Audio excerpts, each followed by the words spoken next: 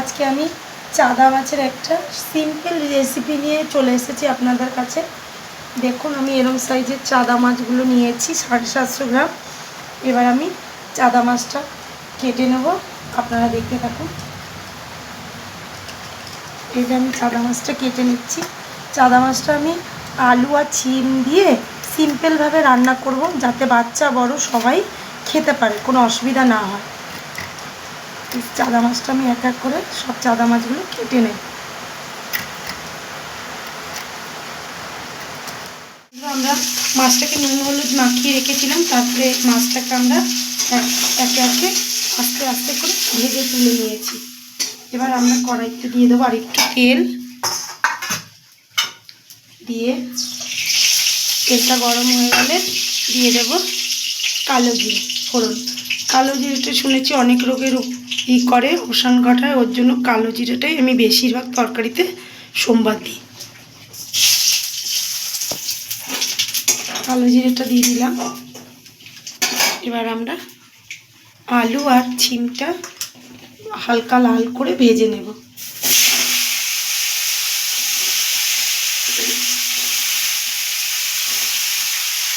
দিয়ে দেবো নুন দিয়ে আমরা এবার এটাকে ভেজে নেব।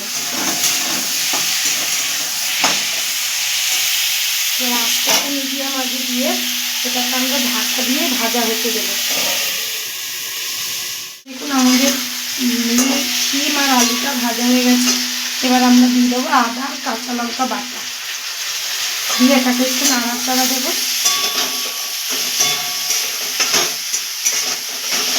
দিয়ে এর মধ্যে আদা, এর মধ্যে জিরে গুঁড়ো, ধনে গুঁড়ো আর হলুদ গুঁড়ো একসঙ্গে মাখিয়ে আমরা পেস্টটাকে দিয়ে দেবো। এর মধ্যে আর একটু জল দিয়ে দিলাম। দিয়ে এটাকে আমরা নাড়াচাড়া দিয়ে টমেটোটা দিয়ে দেবো, যাতে টমেটোটা কষানোর মধ্যে সিদ্ধ হয়ে যায়। দিয়ে দেবো অল্প পরিমাণে একটু নুন, যেহেতু এর আগে আমি ভাজার মধ্যে নুন দিয়েছি তাই অল্প নুন দিলাম। এবার এটাকে আমরা মিডিয়াম আঁচে রেখে ঢাকা দিয়ে কষাতে দেবো। আমাদের তেল ছাড়তে শুরু করেছে মশলা দিয়ে। এবার আমরা দিয়ে দেবো অল্প পরিমাণে একটু চিনি, যাতে স্বাদ কালারটা ভালো আসে। এবার আমরা এটা কিছুক্ষণ নাড়াচাড়া দিয়ে এর মধ্যে ধনে পাতাটাও দিয়ে দেবো, কারণ ধনে পাতাটা যদি কষানোর মধ্যে দিই তাহলে ঝোলে ধনে পাতার একটা সেন্ট চলে আসবে, তাই আমি সবসময় কষানোর মধ্যেই দিই। আপনারা চাইলে নামানোর সময় দিতে পারেন, অসুবিধা নেই। দিয়ে এবার এটাকে আমরা কিছুক্ষণ নাড়াচাড়া দিয়ে দেবো পরিমাণ মতো জল।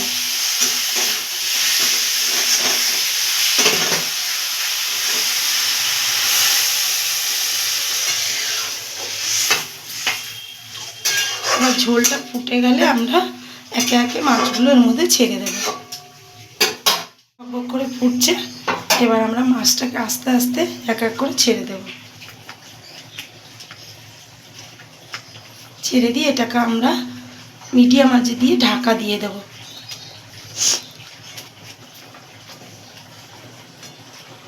এটাকে আমরা মিডিয়াম আঁচে দিয়ে ঢাকা দিয়ে দেব। বন্ধুরা আমাদের মাছের রেসিপি রেডি হয়ে গেছে, আমরা নামিয়ে নিলাম। এরকমভাবে সিম্পলভাবে রান্না করবেন, দেখবেন কোনো অসুবিধা হবে না, বাচ্চা বড় সবাই খেতে পারবে। তাই আপনারাও ঘরে করে দেখবেন, আশা করি বাচ্চা বড় সবারই ভালো লাগবে। ভালো লাগলে একটা লাইক এবং সাবস্ক্রাইব করে দেবেন। ভালো থাকবেন, সুস্থ থাকবেন, দেখা হবে পরের একটি রেসিপি নিয়ে।